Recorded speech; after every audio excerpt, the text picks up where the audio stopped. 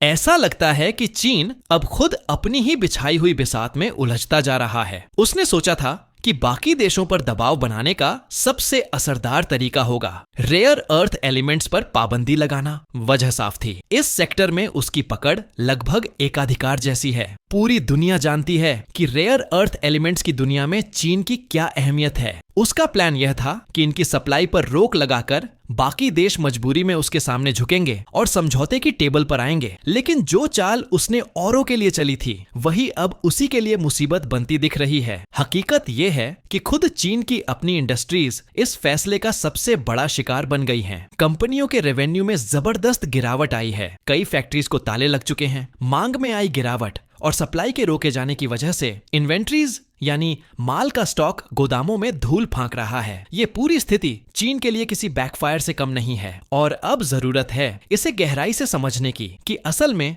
चीन के लिए ये समस्या बन कैसे गई। बहुत से लोग जानना चाहते हैं कि आखिर ये रेयर अर्थ एलिमेंट्स होते क्या हैं और इनका इतना महत्व क्यों है। रेयर अर्थ एलिमेंट्स दरअसल 17 ऐसे रासायनिक तत्व होते हैं जो तकनीकी और वैज्ञानिक रूप से बेहद अहम माने जाते हैं। इनमें से कुछ जैसे नियोडीमियम और डिस्प्रोसियम का इस्तेमाल पावरफुल मैग्नेट्स बनाने में होता है, जो इलेक्ट्रिक गाड़ियों, विंड टर्बाइनों और रक्षा प्रणाली जैसी आधुनिक तकनीकों में लगाए जाते हैं। वहीं लैंथेनम और सेरियम जैसे तत्व ऑनाइल रिफाइनिंग और बैटरियों में कैटलिस्ट की भूमिका निभाते हैं। कुल मिलाकर कहें तो स्मार्टफोन से लेकर सैटेलाइट तक हर तकनीक में इनकी जरूरत है। अब अगर आप वैश्विक उत्पादन की बात करें तो रेयर अर्थ एलिमेंट्स का लगभग 70 से 80% उत्पादन अकेले चीन करता है। और बात सिर्फ यहीं तक नहीं रुकती। दुनिया में जितने रेयर अर्थ मैग्नेट्स इस्तेमाल होते हैं उनमें से 90% मेड इन चाइना होते हैं। यानी दुनिया एक हद तक चीन पर निर्भर है और चीन इसी बात को अपनी ताकत की तरह इस्तेमाल करता आया है। मगर हालिया घटनाओं को देखें तो अप्रैल के महीने में चीन ने धीरे धीरे इन तत्वों के निर्यात पर रोक लगाने की प्रक्रिया शुरू कर दी थी। मतलब अब चीन से बाहर इन मैग्नेट्स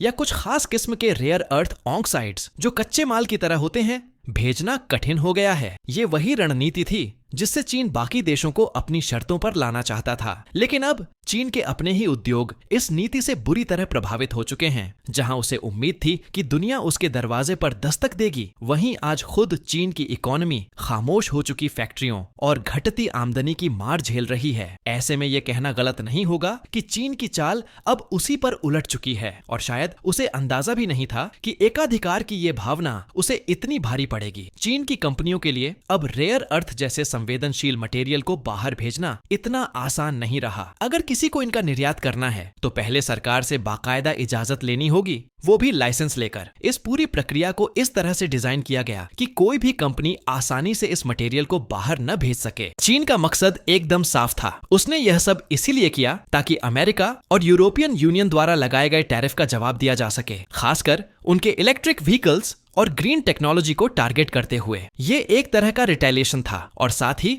एक बड़ा दांव भी, जिससे चीन अपनी मोनोपोली और भी मजबूत करना चाहता था। चीन को लगा कि रेयर अर्थ की ग्लोबल सप्लाई रोककर वो बाकी देशों पर दबाव बना पाएगा और खुद के लिए एक नई सौदेबाजी की स्थिति तैयार करेगा। साथ ही घरेलू स्तर पर इनोवेशन को बढ़ावा देने, आत्मनिर्भरता को बढ़ाने और मैग्नेट आधारित इंडस्ट्रीज को मजबूत करने का भी सपना बुना गया। लेकिन हकीकत में जो हुआ वह ठीक इसके उलट था। जैसे ही ये नई पॉलिसी लागू हुई, उसका असर तत्काल देखने को मिला। एक्सपोर्ट ढह गया और मांग जैसे गायब हो गई। 2 महीने के भीतर चीन के मैग्नेट निर्यात में 75% तक की गिरावट आ गई। और यही नहीं, अमेरिका की बड़ी ऑटो कंपनियां जैसे टेस्ला और फोर्ड, जिनका ईवी प्रोडक्शन काफी हद तक इन मैग्नेट्स पर टिका था, उन्हें भी बड़े पैमाने पर झटका लगा। इन सप्लाई चेन में रुकावट के कारण उनका प्रोडक्शन डिसरप्ट हो गया। 27 जून को अमेरिका और चीन के बीच एक संभावित डील पर बातचीत हो रही थी, लेकिन इस मुद्दे को लेकर उसमें भी कोई हल नहीं निकल पाया। चीन की यह रणनीति अपने ही देश के लिए मुसीबत बन गई। असल में समस्या की जड़ थी चीन द्वारा लाया गया नया लाइसेंसिंग सिस्टम। जैसे भारत में आप किसी भी व्यापार को शुरू करने के लिए आजाद हैं, वैसे चीन में अब सब कुछ कागजी कार्यवाही और सरकारी अनुमतियों से होकर गुजरना पड़ता है। एक्सपोर्टर्स को यह बताना पड़ता है कि वे क्या चीज भेज रहे हैं, उसका रासायनिक ढांचा क्या है, वह किसे भेजी जा रही है और उसका आखिरी इस्तेमाल कौन करेगा। यह प्रक्रिया इतनी बोझिल हो गई कि कंपनियों के लिए बिजनेस करना मुश्किल हो गया। दूसरी तरफ जो विदेशी ग्राहक थे वो भी सतर्क हो गए। उन्हें ये लगने लगा कि चीन तो किसी भी वक्त अपनी पॉलिसी बदल सकता है। ऐसे में उनका उस पर निर्भर रहना खतरे से खाली नहीं। फिर क्या हुआ? इन ग्राहकों ने धीरे धीरे चीन से हटकर दूसरे विकल्पों की ओर रुख करना शुरू कर दिया। अब वियतनाम, ऑस्ट्रेलिया और अमेरिका जैसे देश उनके नए सोर्स बनने लगे। यही कारण है कि भारत के प्रधानमंत्री नरेंद्र मोदी जब अफ्रीका और साउथ अमेरिका के दौरे पर गए थे तो एक बड़ा एजेंडा ये भी था कि भारत भी रेयर अर्थ के स्रोतों को विविध बनाकर चीन की पकड़ से बाहर निकल सके। इस बदलाव की एक और झलक हमें तकनीकी दुनिया में भी देखने को मिली। कंपनियों ने अब मोटर्स को फिर से डिजाइन करना शुरू कर दिया है ताकि रेयर अर्थ एलिमेंट्स का इस्तेमाल कम से कम हो। टेस्ला जैसे ब्रांड्स अब मैग्नेट फ्री डिजाइनों पर काम कर रहे हैं, यानी चीन की रणनीति अब दुनिया को उसकी पकड़ से बाहर निकलने के रास्ते खुद ही दिखा रही है। यही खेल है, जब ताकत को हथियार बनाया जाता है तो उसकी गूंज सबसे पहले अपने ही घर में सुनाई देती है। चाइना को जो झटका लगा वो सिर्फ अंतरराष्ट्रीय स्तर पर नहीं बल्कि उसकी घरेलू अर्थव्यवस्था की जड़ तक पहुंच गया। जिन कंपनियों की रीढ़ रेयर अर्थ एक्सपोर्ट्स थे उनके लिए तो जैसे जमीन खिसक गई। सोचिए 15 से 50% तक रेवेन्यू का गिरना कोई छोटी बात नहीं होती। और ये तो तब है जब 18 से 50% तक का हिस्सा इनका एक्सपोर्ट से आता था, यानी पूरी कमाई ही जैसे किसी ने नीचे से खींच ली हो। ऊपर से इन्वेंट्री का अंबार लग गया। जिन मैग्नेट्स को किसी खास ग्राहक के लिए खास डिजाइन किया गया था वो अब गोदामों में धूल फांक रहे हैं, और चूंकि वो कस्टम मेड हैं, उनका दूसरा कोई खरीदार भी नहीं। ऐसे में फैक्ट्रियों में प्रोडक्शन लाइन ठप हो गई और छोटे मंझोले उद्योगों ने तो ताले तक लगा दिए। कुछ तो बैंकरप्सी तक पहुंच गए। कंपनी के आंकड़े भी यही दर्द बयां करते हैं। जैसे सैन की बात करें तो उसका रेवेन्यू 18% लुढ़क गया और अर्थ पावर मैग्नेटिक्स को तो 42% का नुकसान झेलना पड़ा। ये सब आंकड़े चिल्ला चिल्ला कर कह रहे हैं कि चाइना का प्लान उल्टा पड़ गया। असल दिक्कत ये थी कि चाइना को लग रहा था कि पूरी दुनिया उसके रेयर अर्थ पर निर्भर है और जैसे ही वो पाबंदियां लगाएगा ग्लोबल बायर्स उसके दरवाजे पर खड़े हो जाएंगे। लेकिन उल्टा हुआ। अमेरिका, जापान और यूरोपियन यूनियन ने चुपचाप वैकल्पिक सप्लाई चेन पर काम शुरू कर दिया। कोई मिन्नतें नहीं, कोई इंतजार नहीं। चाइना के लिए ये बहुत बड़ी गलतफहमी साबित हुई। ऊपर से जो लाइसेंसिंग का झंझट था वो तो अलग सिरदर्द बन गया। एक्सपोर्ट करने से पहले सरकार को बताना पड़ता था कि प्रोडक्ट का कंपोजिशन क्या है, क्लाइंट कौन है, उसका उपयोग किस लिए किया जाएगा। ऐसी नौकरशाही में तो बिजनेस दम तोड़ देता है और यही हुआ। अब सोचिए, जो मैग्नेट्स एक्सपोर्ट नहीं हो पा रहे हैं वो अगर चाइना के अंदर ही यूज हो तो, लेकिन वहां की घरेलू मांग भी तो मरियल है। ग्रीन एनर्जी और इलेक्ट्रिक व्हीकल सेक्टर अभी तक कोविड के बाद की मार से उबर नहीं पाए हैं। चीन और अमेरिका के बीच की बढ़ती खींचतान अब सिर्फ ट्रेड वॉर तक सीमित नहीं रही। अब इसकी शक्ल टेक्नोलॉजी वॉर की हो गई है। कभी बाइडेन तो कभी डोनाल्ड ट्रंप की अगुवाई वाली अमेरिकी सरकारें चीन पर लगातार नए नए टैक्स और टैरिफ लगा रही हैं, खासकर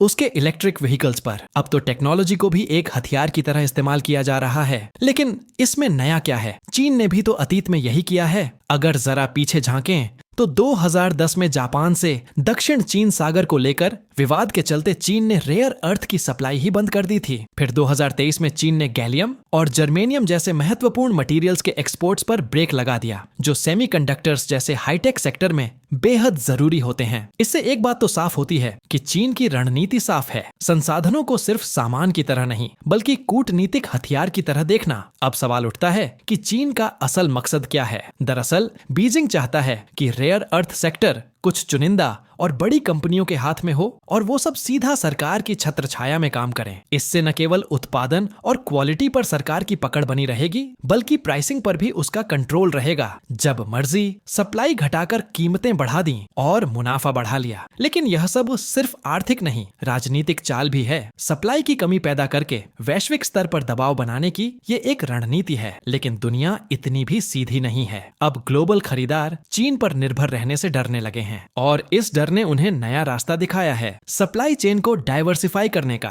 अगर चीन ने सप्लाई रोकी तो दुनिया अब वैकल्पिक स्रोत ढूंढ रही है। साथ ही इनोवेशन की रफ्तार भी तेज हो गई है। अब कई कंपनियां ऐसे प्रोडक्ट्स तैयार कर रही हैं जिनमें रेयर अर्थ की जरूरत ही न पड़े या बहुत कम हो। रेवेन्यू की बात करें तो गिरावट स्पष्ट है और यही मौका है भारत के लिए। भारत को अब अपनी जमीन पर मौजूद संसाधनों का इस्तेमाल करना होगा। तमिलनाडु और ओडिशा जैसे राज्यों में जो मोनाजाइट सैंड्स मौजूद मौजूद हैं वो रेयर अर्थ मिनरल्स से भरपूर हैं। कुछ ही हफ्ते पहले भारत सरकार ने 5,000 करोड़ की एक योजना भी पेश की है जिससे माइनिंग और प्रोसेसिंग दोनों को इंसेंटिव मिल सके। लेकिन सिर्फ खनन से काम नहीं चलेगा, भारत को रिफाइनिंग और मैग्नेट बनाने की क्षमताएं भी खड़ी करनी होंगी। इसके लिए जापान और अमेरिका जैसे देशों के साथ रणनीतिक साझेदारी अहम हो सकती है। अंत में बस यही कहेंगे, अब वक्त है कि भारत अपने ट्रस्टेड साझेदारों पर भरोसा करे, संसाधनों की रणनीतिक योजना बनाए और खुद को ग्लोबल सप्लाई चेन में एक मजबूत खिलाड़ी के रूप में स्थापित करे। उम्मीद है